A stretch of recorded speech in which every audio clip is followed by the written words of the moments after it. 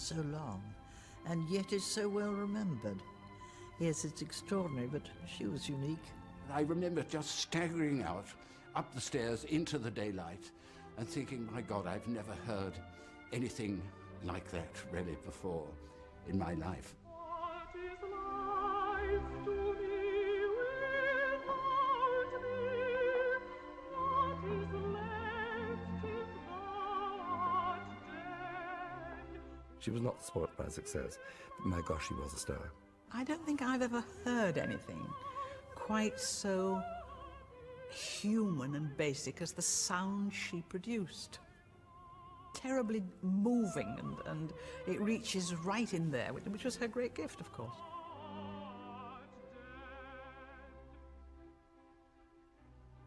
When Kathleen Ferrier died at the age of 41 in October 1953, she was as famous as the newly crowned Queen Elizabeth.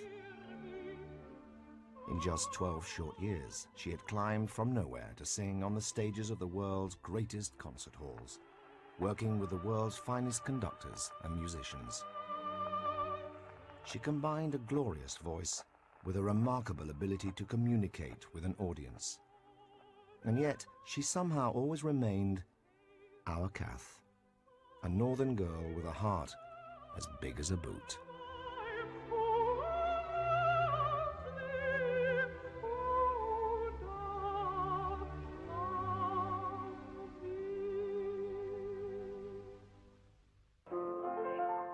Look out, microphone, here I come. You know, if anyone had told me when I was 20 that at 32 I should be dashing about singing at concerts, I should have laughed my head off. I should have said that no one could make a career in music without going to the Royal Academy, and anyway that it was much too risky a way of earning a living. Now here I am. Fantastico, isn't it?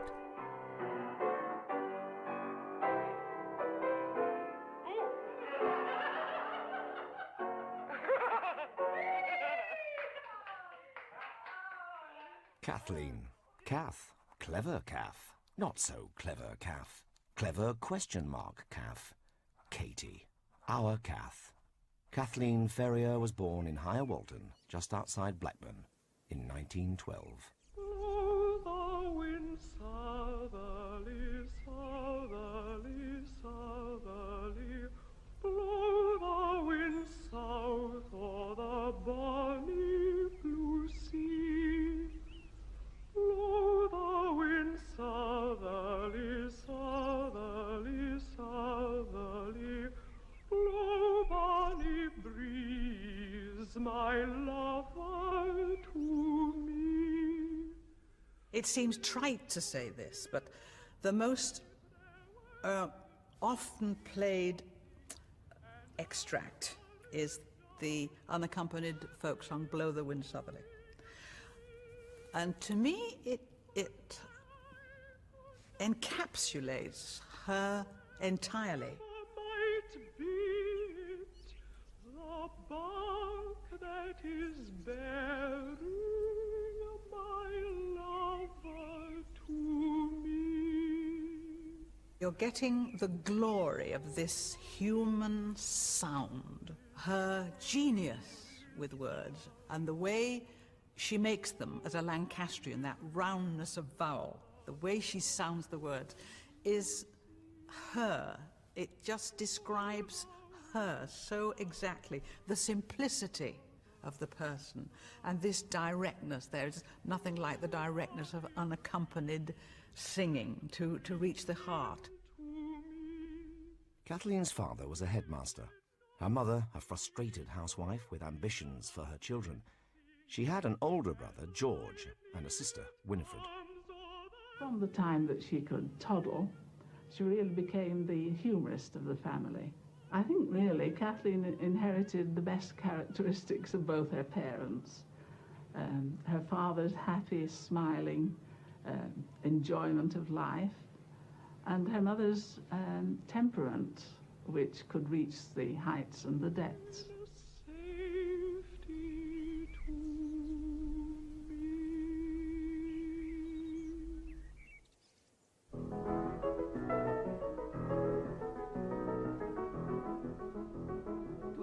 tut falsch zu schweifen, ein Lied fix zu pfeifen, so geht's von Ort zu Ort. Kathleen's first love was the piano. She soon became a familiar sight in Montague Street, swinging her music case as she made her way to her lesson. Considering that she had such a light-hearted attitude to life generally, she seemed to become a different person when she played. She went in for examinations and always passed at the first attempt, and she entered for a lot of the competitive festivals in Blackpool, Lytham, Liverpool, and the various towns in the north of England. At this point, her singing was confined to the bathroom, much to the annoyance of her family. I said to her, well, weren't you all amazed, didn't you all sort of stand outside the bathroom door listening to this amazing voice? And Wynne said to me, no. She said, my father used to get really annoyed and used to beat on the bathroom door and say, Kath, get out the bath, stop it, get out, we're all waiting to come in. And it just sounded to me like a very, very loving, very warm family. I think of Blackburn and my school days with deep pleasure, and my great regret in that I had to leave so early. In my particular work, how grateful I should have been for fluent French, German and Italian. And then, when Kathleen was a teenager, the Ferrier family fractured. Her brother George, too often in trouble, was sent to live in Canada. Her parents, worried about having to finance his return, took Kathleen out of school. At 14, she began to work as a trainee at the telephone exchange at a salary of 8 shillings a week. 2 years later, she was promoted and moved to the chief engineer's office, which meant regular hours, not shift work, leaving her evenings free for her music. Her solo piano playing was very, very good. But as the time went on and she accompanied more, I think her leanings were more to accompaniment in that way, because she was keen on the songs by then, and she'd pretend to sing them in various voices. So I think that singing then was born a bit there. Mrs. Wilson.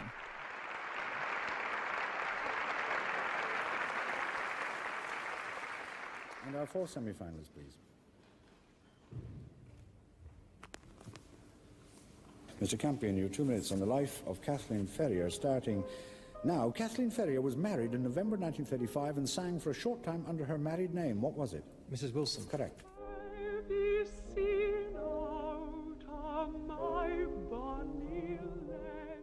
Kathleen was 21 when she met Albert Wilson, an assistant bank manager. They shared a love of dancing, and after a few months they became engaged. But as plans for the wedding went full steam ahead, Kathleen began to have her doubts. In later years, she confessed to her sister that she had felt trapped by circumstances and could see no way of calling the wedding off. Winifred, for her part, always felt they were unsuited and that Bert took her sister for granted. During this period, Kathleen took part in her first singing competition in Blackpool. It was not a success, and soon after, she married Bert. In Winifred's words, Kathleen dreaded every moment of her, I think maybe even every night of her honeymoon, which is odd considering the honeymoon was in fact spent with Winifred. If you look up the Blackburn papers for the day in the 30s when the marriage was, it says that the happy couple left for a honeymoon in the south. It doesn't say that they left for a honeymoon with the bride's sister in the south.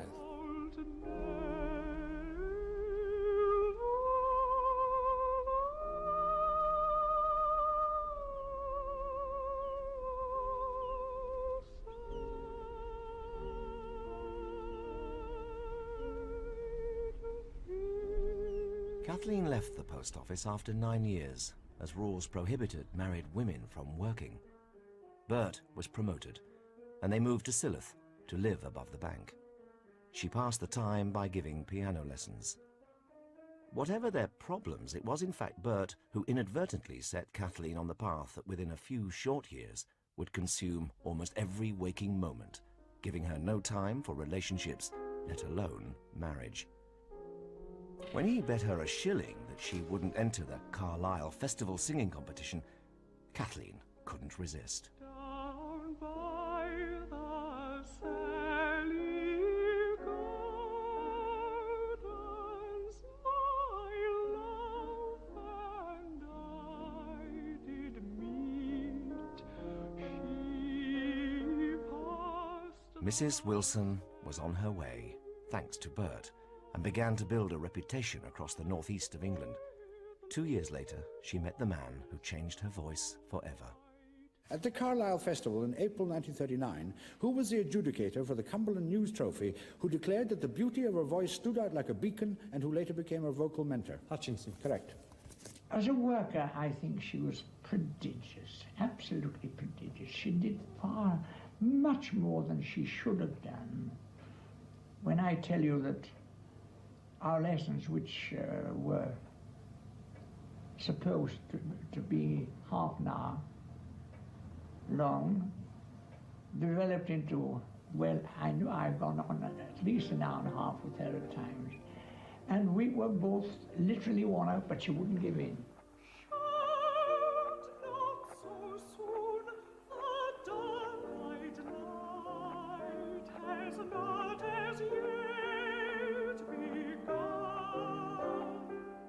Hotchie, as Kathleen affectionately called him, recognized the quality of the instrument she possessed. She, in turn, blossomed as the lessons became the high point of her week. When war broke out, Kathleen Wilson's life altered irrevocably. Bert was called up and the enforced separation effectively ended the marriage. Kathleen was now free to pursue her career wherever it might take her. Carlisle to Covent Garden in 5 years. A darn industrious diva. As her voice developed, she began singing regularly across the north. Hello, love. Have been singing practically every weekend somewhere, and am making my debut under Hutchie a week on Sunday as Kathleen Ferrier. Shivers and shivers. I shall need a lot of pennies that day.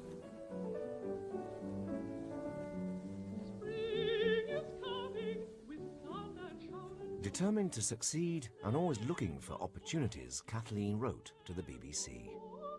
Dear Sir, I am writing to ask if I might have an audition in the near future at your studios. I am a contralto and include in my repertoire solos by Bach, Handel, Purcell, Schubert, hoping to receive a favourable reply.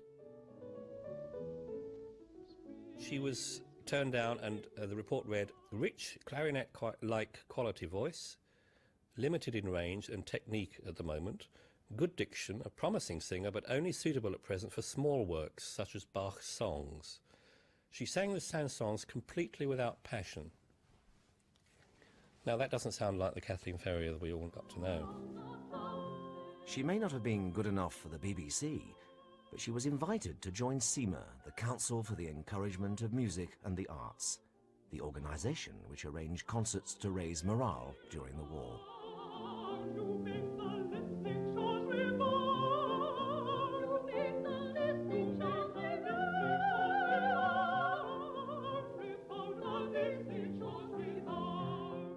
We did a lot of village concerts, and I remember hunting for one in the North Riding of Yorkshire with Kathleen on board. We got hopelessly lost. And at one point she said, I think this is the left turn. And I said, I don't know, I think it looks a bit funny. And I got out and walked straight into a river ford. The bit she'd suggested was the village pond. It looked nice and loose, smooth and black. So we avoided that and found the hall. And not a bit deterred, she said, oh, look, while you're getting the car parked, just let me get in and get on with it. And by the time I got in and followed her in, she changed into an evening frock and was sailing onto the platform as though nothing had happened at all. She had performed. They had gone absolutely mad. So she went to give an encore. And she just stood in front of these thousands of people in the canteen and said, art thou troubled by G.F. Handel? We kept on saying all her life, Are you still troubled by G.F. Handel? She was a very easy musician. I mean, she could play around with things. She'd suddenly transpose the piece to another key and give her singer a shock, you know. Do you know Maxwell from Brazer Bonnie? You know, Maxwell from Brazer Bonnie. Hey,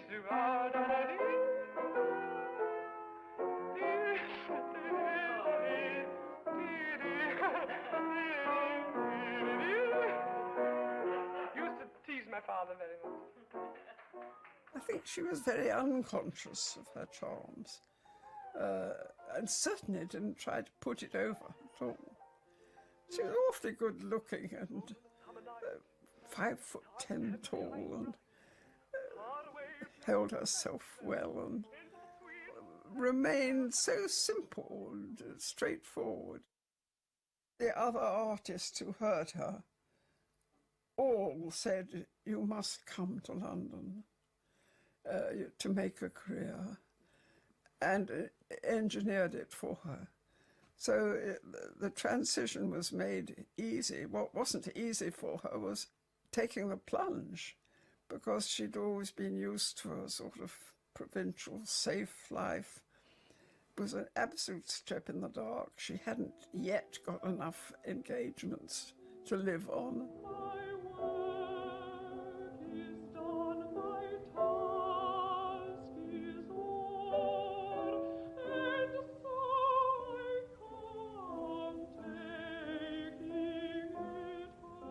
On Christmas Eve 1942, Kathleen moved south to London with Winifred and their widowed father. We are more or less settled in, have been in a terrible mess, with painters, electricians, joiners and plumbers, but we're looking posh now. I made my London debut last night at the National Gallery, and oh boy, did my knees knock. There was a huge crowd there, and it was a bit of a facer, so I was glad when it was safely over. Work is rolling in, and I'm pretty well booked up until the end of April, which is just as well the price of rents. I think the war itself brought out something in this country. The song she sang, especially, I suppose, What is Life, at the end of the war, and the place that she came from, must have played a part in her appeal, as well as the kind of sheer beauty of her voice. I've always felt there's a kind of sense of Britishness, not just even Englishness, in Ferrier's songs. Now sleeps the crimson petal, now the white. Now weeps the cypress in the palace walk. She had great warmth, I mean, in herself, and a most outgoing sort of warmth and kindness. And I think, in a curious way, that came through her singing, so that when she's singing to an audience, she, well, it sounds rather silly, I know, but she sort of embraced them in the music that she was singing, and so that they felt the warmth and the love and everything that she gave out all the time, which she did with such unstinting generosity. She used to stride onto the platform, this tall, elegant woman, very, very different kind of figure from the large prima donna they were all used to, with a tremendous sense of Lancashire warmth. She gave a new impetus to performing, in the sense that people could somehow connect with her. The most important factor in seeing and hearing her was the radiance. There was a radiance on the platform. It was something which marked her out. You know, if you'd got an oratorio platform of four singers, she was the one who stood, as it were, apart. By anyone's standards, Kathleen Ferrier's rise was meteoric. By the end of the war, she was performing up and down the country. She had an agent, a recording contract, and a new singing teacher, Professor Roy Henderson. Her gamble had paid off. She was now an artist of national repute, good enough even for the BBC. The BBC asked us if they could do a live broadcast of our performance of the Messiah. The atmosphere and the quality of the sound that came across, especially Kathleen's interpretation of the words, I think. We were so proud of the fact that she was a Blackburn girl, you see. One of the things that you remember, and think, oh yes, that's our Kath.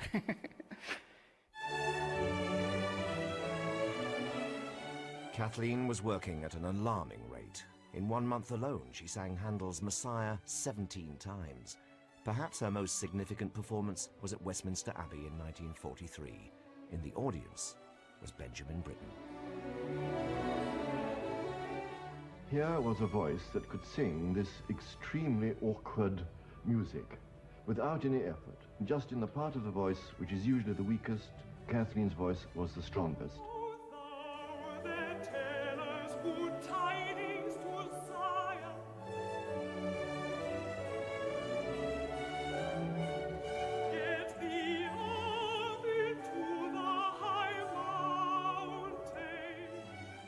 Kathleen Ferrier had a natural cavity of a mouth, and if you had a small apple in your hand and you lobbed it across the room into her open mouth, it would go straight down her throat. She had a wonderful open throat. Later, when Britten composed The Rape of Lucretia, he remembered Kathleen's voice. I was asked if I'd consider singing the part of Lucretia. Heavens! Could I even walk on stage without falling over my own rather large feet? Not to mention having to sing at the same time. I think it was just an immediate, inspired and inspiring relationship, simply because what concerned both of them in a way was just getting the music across. I mean, that's what she did, and that I think he would have adored and admired and valued above everything else, and she could do that, as we know.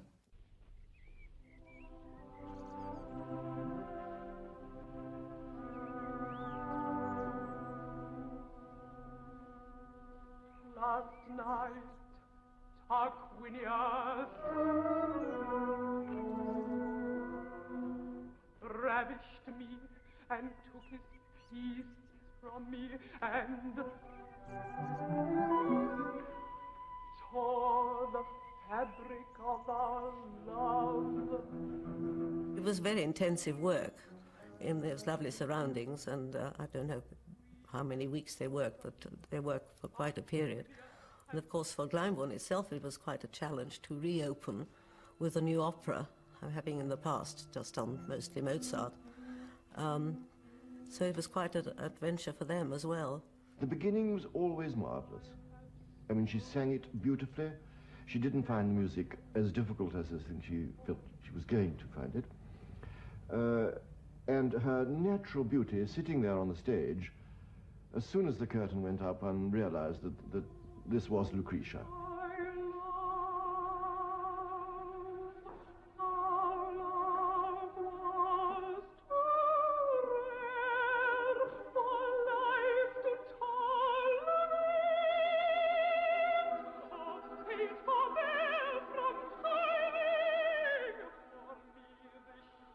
It was only slowly, I think, that Kathleen developed the right kind of confidence for the later scenes.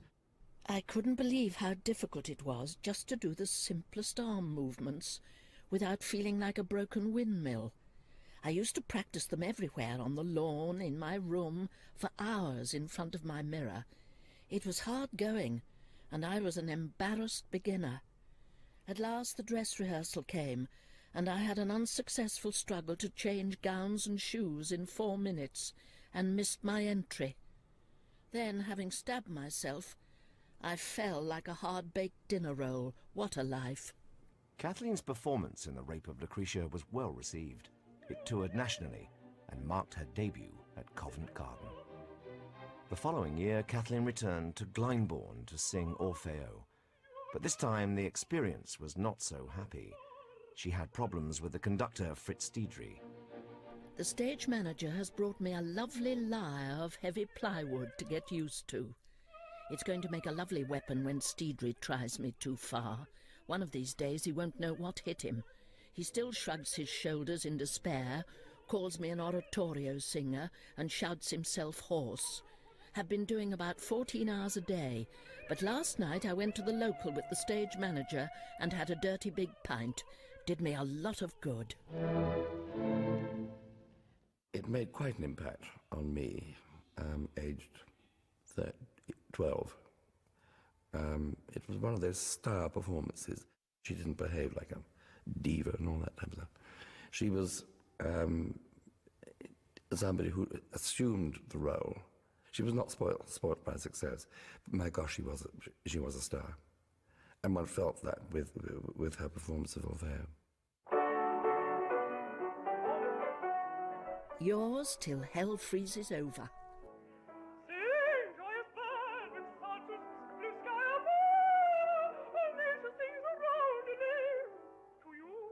Kathleen's capacity for friendship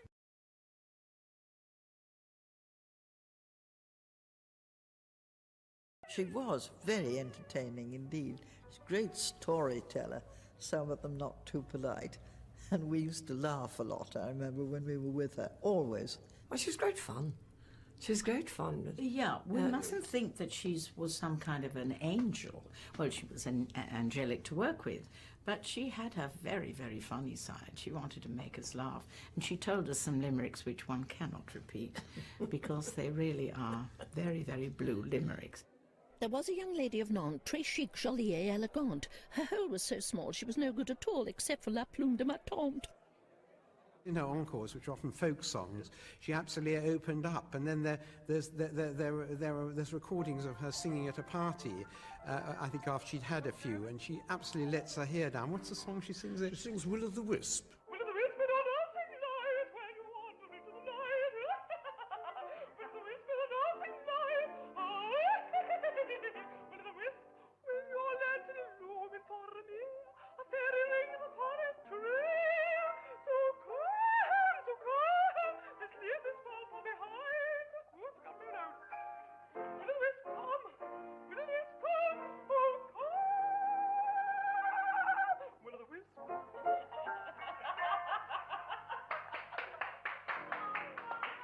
There's a terrific sense of bawdiness in her letters. Actually, lots of limericks, what you might call double entendre jokes. You get the feeling of a woman of quite substantial appetites, whether it's for cigarettes. She smoked cigarettes a lot. She smoked a brand called Passing Cloud, a rather a superior brand, little oval cigarettes. She drank. There's references to drinking dirty big pints. Food was a big thing for her as well. One wonders about her appetite for, say, sex, and that's one of the great mysteries. It deserves to be a mystery. Will be a mystery forever, I guess, now. She once wrote that she was a lone she-wolf. She did have a long-standing relationship with an antiques dealer from Liverpool called Rick Davis. But in the long run, it didn't really work out because she wouldn't sacrifice or couldn't sacrifice her career. It's not enough to be devoted. You have to be obsessed. And when you are obsessed with your music, then you can put the energies in that you need to gather within yourself so that you can then give them to your audience. One of the most important and perhaps difficult things performers have to learn is coming through all the technical years of struggling to refine what they're doing, learning. It's a great learning process, and eventually they reach a point where they're pretty well established in the way they're going to work. And at that point, it's a very interesting moment in their lives. Some people walk through that final door, which takes a lot of courage, because you are actually revealing yourself as an individual human being. This is what I have to say. I'm giving you this music, but I'm saying it in the only way I can, which is totally individual. And somebody like Ferrier had that kind of courage to a tremendous degree. Whoopee! Blue skies, sparkling water, and millions of flowers. Wish you could see it. Kathleen Ferrier's first international engagement was in Holland. It was also her very first trip abroad. Arrived all in one piece and enjoyed every minute. Ben, Peter and Eric met us at Amsterdam with a bouquet of roses for all the girls. We had tea in a little cafe and had fun pointing out which cake we wanted, and Ben couldn't reckon up his change at all, guilders and cents. The customs was easy. I was asked if I'd any inner tubes or bicycle tyres, so I said no, only a spare tyre round me waist. What a to-do. The Dutch audiences were enthusiastic, and Peter Diamant, her Dutch agent, immediately began making plans for her return as a solo artist. It was the beginning of a love affair with Holland. Kathleen returned again and again during her short career, 3 times in as many months in 1948 alone. If there was one musical culture in Europe during this whole period, it was Holland. Holland was ready and generous and wanting to receive that, particularly because of the appalling horrors of that Nazi occupation, which was a really terrible period for that country. The Dutch are very musical and I think very faithful to the people they admire. And she had the then director of the Holland Festival, Peter Diamant, was also a close friend. And she just felt very at home there, I think.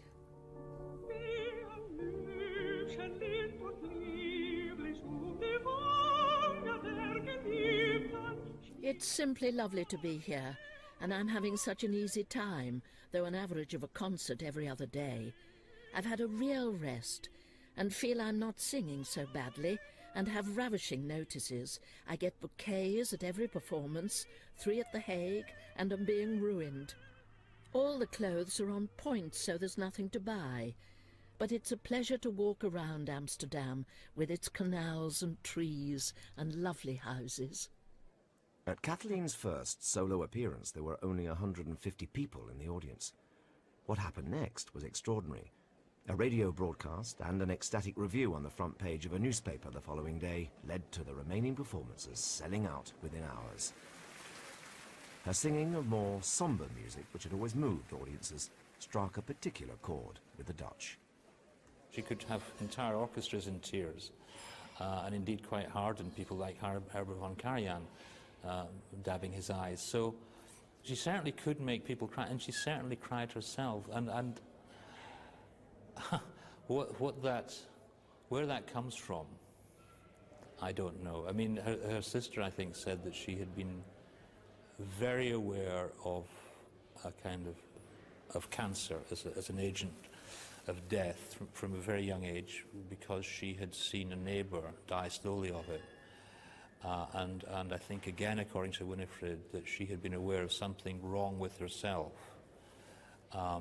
from as early as kind of 43, 44, which is an amazing thing if true. But certainly, I think there was certainly an awareness in Ferrier's voice that life is not a bowl of cherries all the time,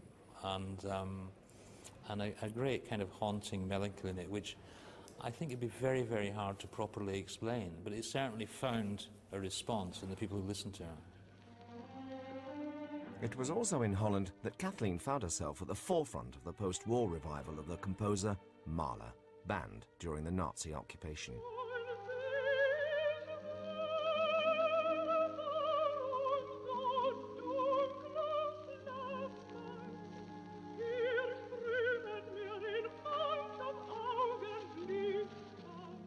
I don't think it has been sufficiently recognised that Kathleen Ferrier played a very vital role in creating the new culture with regard to Mahler, his reception in post-war Holland and elsewhere. In retrospect, we see her as one of the founding artists who really changed the way people heard and thought about the music of Gustav Mahler.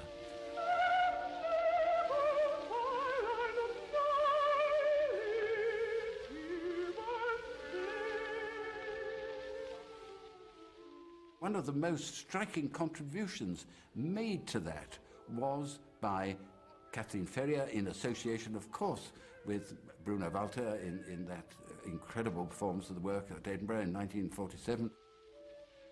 My greatest good fortune has been working with Dr. Bruno Walter. To work and learn with him the works and songs of Schubert, Schumann, Brahms and Mahler is to feel that one is gaining knowledge and inspiration from the composer himself. It is truly memorable to rehearse with him. It is very exciting and sometimes almost unbearably moving.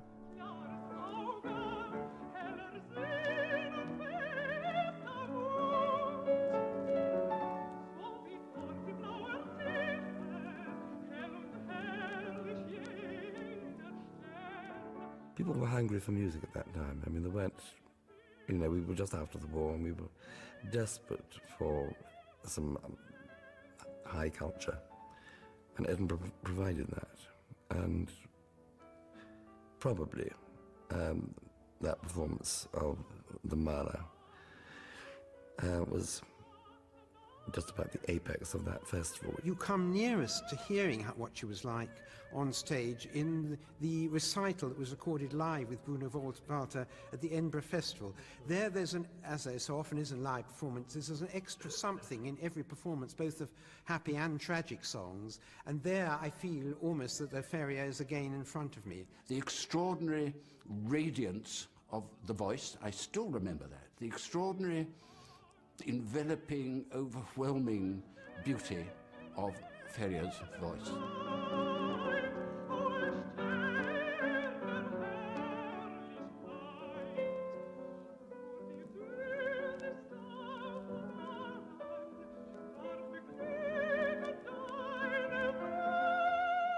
I think it's very important to remember that Bruno Walter did teach her how to sing German and how to sing Lieder, and you could see the great rapport between them and how Walter very much played to her singing, and it was obvious for what he said afterwards, what a profound influence she had on him apart from him on her.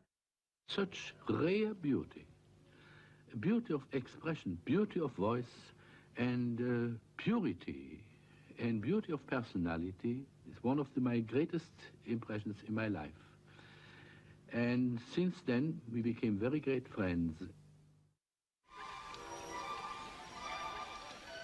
It was Bruno Walter who introduced America to Kathleen. She arrived in New York for a series of concerts with him at Carnegie Hall in January 1948.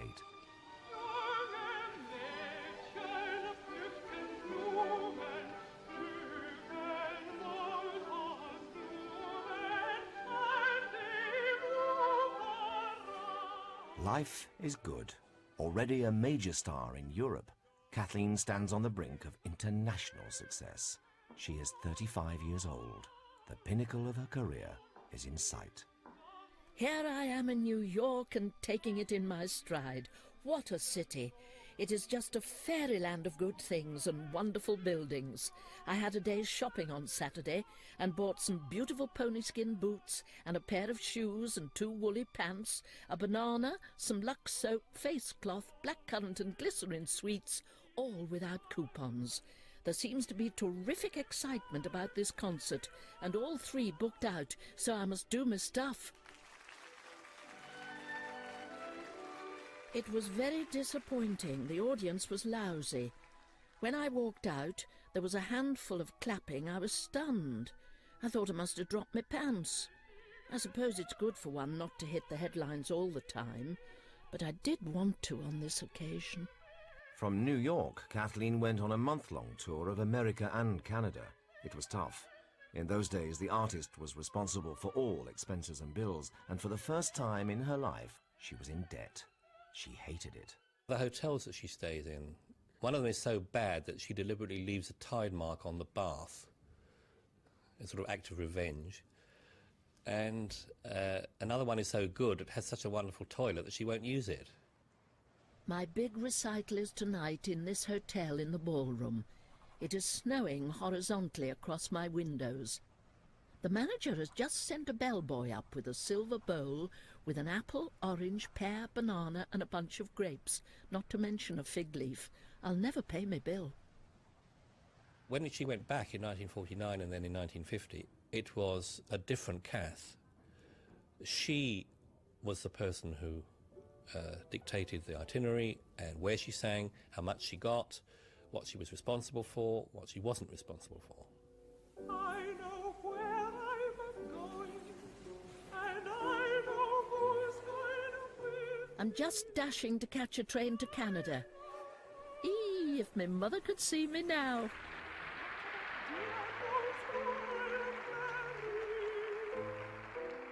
The hall was packed, and from the first they purred. So different from Ohio, where half the audience were knitting. I told him I was the highest paid artist in England and was wanted in every country on the continent. And if I was going to suffer and not enjoy my work, I wanted well paying for it, not go home penniless. He's the one who talks about not working me too hard. Bollocks. And I said I was in the bleeding Rockies and they never heard of fit as a Orpheus flea, there. And I haven't had a cigarette since I left the boat. In fact, I'm too good to live. Only I hope no one's listening, 'cause I like it just the same.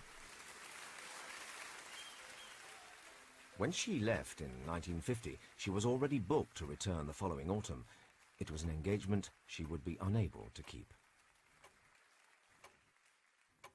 Aren't I lucky? Like Benjamin Britten and Bruno Walter, Sir John Barbirolli became a great friend and mentor. John was never in a very good mood when he had to conduct in Sheffield, which he did once a week. And he had Kathleen as a soloist because the orchestra were raving about her, and he always took notice of what the orchestra said. And when she came, I don't think he was disappointed with her, but he couldn't get what he wanted from the orchestra. And he threw his score at somebody, which is something he never did. He almost never lost his temper, but he did then. And of course, Kathleen was terrified, and she brought this back at him all the years we knew her. The first meeting wasn't that happy. He was very much a father figure to her, in a different way from Walter, I think. Walter, I imagine, trained her much more, probably worked on songs and taught her the German way of singing. But I think that Barbirolli was a more instinctive and a more spontaneous father figure to her, and I'm sure, well, obviously they had an enormous rapport.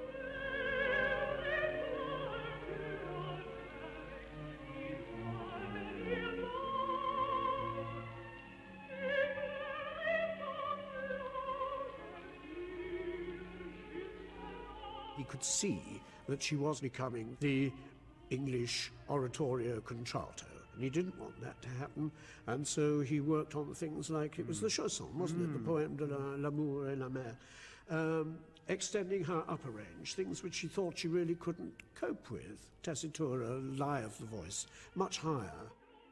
Bruno Walter was very surprised about that, and he said to John once, "What have you done to her? Because she's gone up."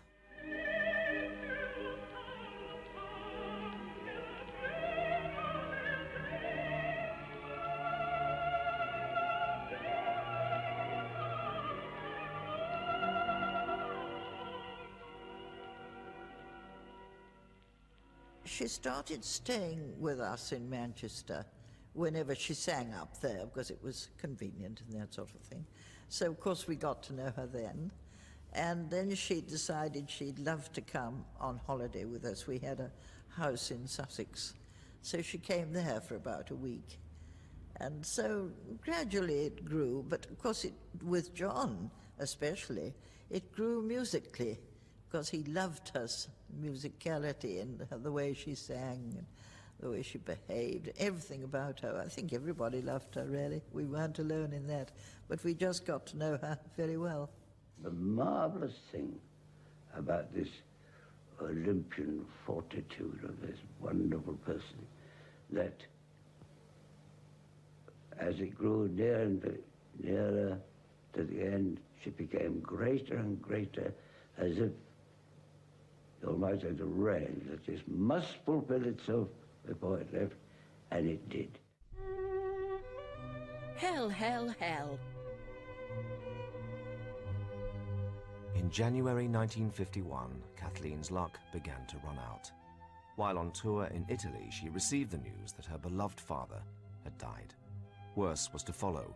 On her return to England, she was diagnosed with breast cancer and underwent a mastectomy. Things have been happening to me since I wrote to tell you about my pop. I had discovered a bump on my busto, and after much X-raying had one bust removed. Now I have to have 6 weeks of ray treatment, which is sick-making, lazy-making, and rather depressing. But so far I'm holding my own. Please don't broadcast what's wrong with me, because it's unnecessary, and I have wonderful camouflage, and things get so magnified in the telling. She said afterwards that she was just afraid she wouldn't be brave enough to cope, but she came through it very well, and as soon as she was out of danger, she was sitting up in bed, chatting again, talking to her friends, having lots of visitors. She had behind the curtain a collection of bottles of gin and vermouth and all the rest of it, so that she could give her friends drinks when the time came. And so she coped wonderfully with this situation. My stay in hospital was the pleasantest possible, and I have just about been ruined by kindness. My birthday was riotous. The hospital chef icing a gorgeous cake, and visits from Ben Britton and Peter Pears and many musical buddies, and all the sweet nurses trying to find an excuse to come and peep at Ben Britton. Flowers from Barbara Raleigh and Malcolm Sargent. Just ruined, darling, I am. A few days after her birthday, Kathleen was told that secondary symptoms had been located and that she would have to continue radiation therapy. I'm still going to hospital for rays each day. I have only been slightly queasy on a few occasions, when they seem to lay most people completely out, making them violently sick, anemic and suicidal, so I'm feeling cocky. And with the end in sight, I perk up each day. 2 million volts is quite a lot of current going into one's innards, isn't it? Nevertheless, just 10 weeks after her operation, Kathleen flew to Amsterdam to take part in the Holland Festival.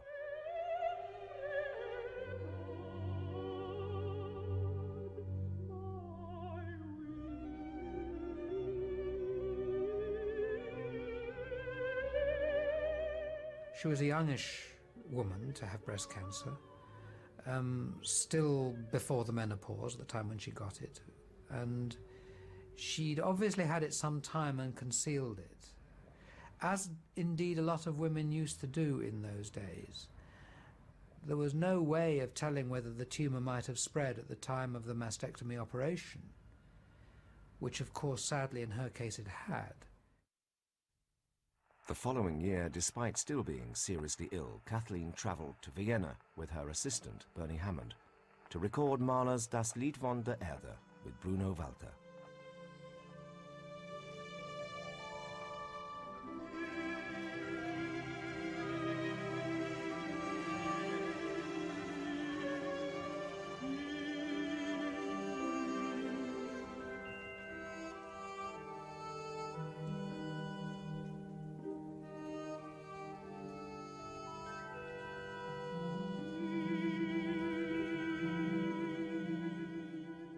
By now, she had cancelled numerous engagements both at home and abroad, and was receiving almost continuous radiation treatment. She was in considerable pain much of the time, and it's impossible to listen to the recording they made during those extraordinary, heartbreaking days without taking the personal circumstances of the artists into account. Bruno Walter, the composer's friend, and Kathleen, who perhaps knew that it was her own farewell, that she might only see the lovely earth grow green again once more. Like Mahler, she rose to the challenge of a death sentence by reaching for perfection in her art. On the last afternoon, when they'd finished the final recording, we were all sitting in a small room to hear the final tape. When it was finished, I always feel that time completely stood still, just for a few seconds. There was that absolute stillness. And nobody said anything, and then Kath quietly walked over to Brunewalter, and she looked at him and she said, "Was I all right, love?" And the look on Brunewalter's face was just so incredibly beautiful, really. He had no words either. He just didn't have words to say to her.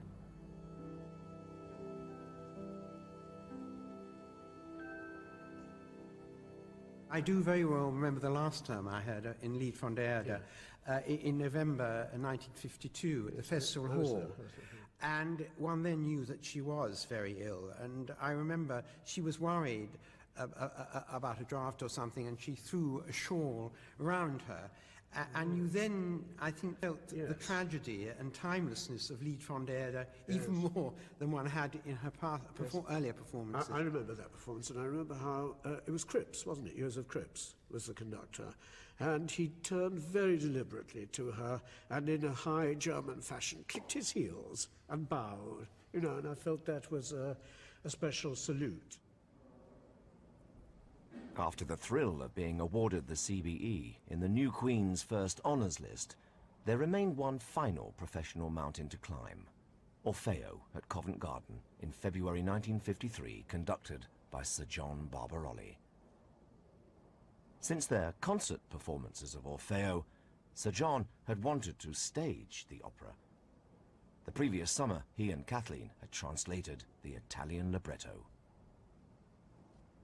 I still have the copy because I think the translation was a little inept. So they altered that a good deal of laughter, I think, sometimes. But I think she did enjoy Orpheus, despite the fact that she was so ill at the time. Maybe she knew that it was the last time, I don't know. In the morning, when she got up, it was agony for her to move. And we had to get down a spiral staircase and out across the snow and into a taxi. And it required a tremendous amount from her to do this. But when we got to Covent Garden, the most fantastic thing used to happen, because somehow or other, the pain seemed to go. And as soon as she got onto the stage, she was walking around normally. And I used to feel every time I saw this that I was watching a miracle.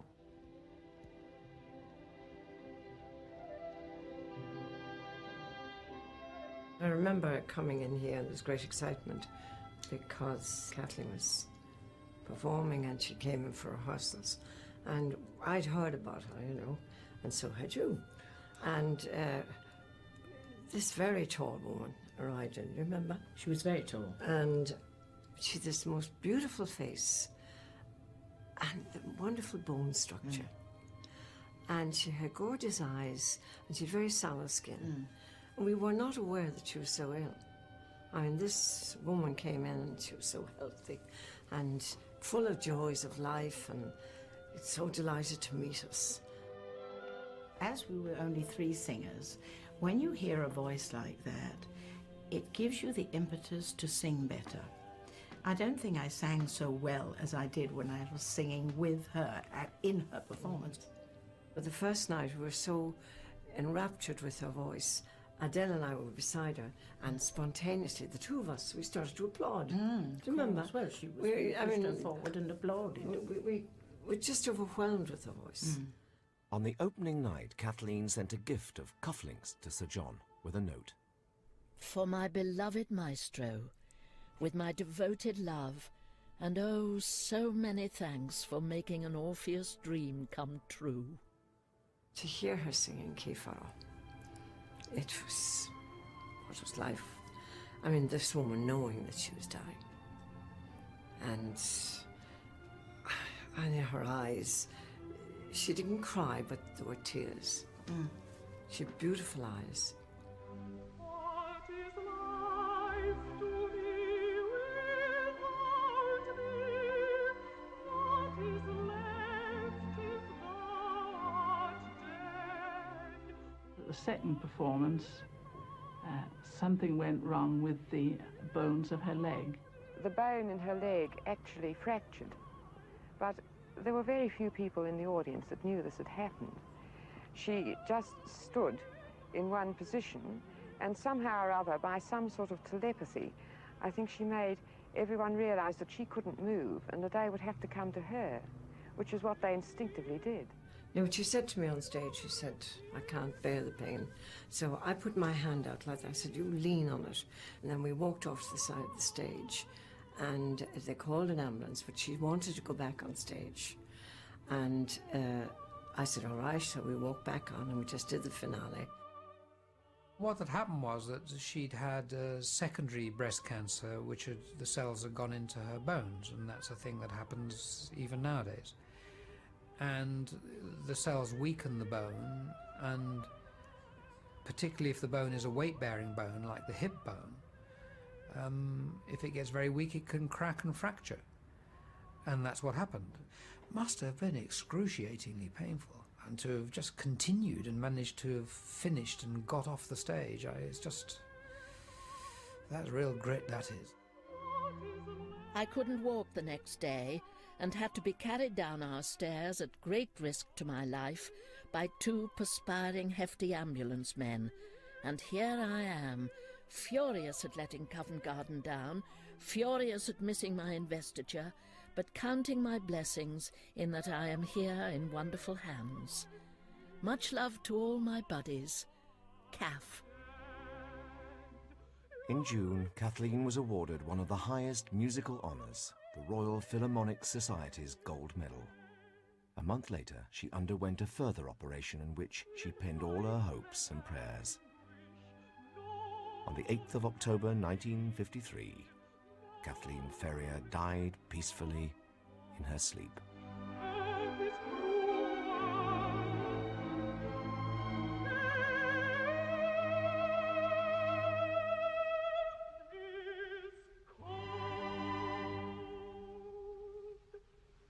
In 1953, when I first came to London as a student, I remember coming up out of the underground station at Oxford Circus and being confronted by the newspaper adverts that this famous singer had died, and I knew exactly who it was. And I felt very sad because I knew I wasn't going to have the opportunity ever to get to know her. And it was a sort of cut-off period. Something was very definitely over, and I think all my generation felt that.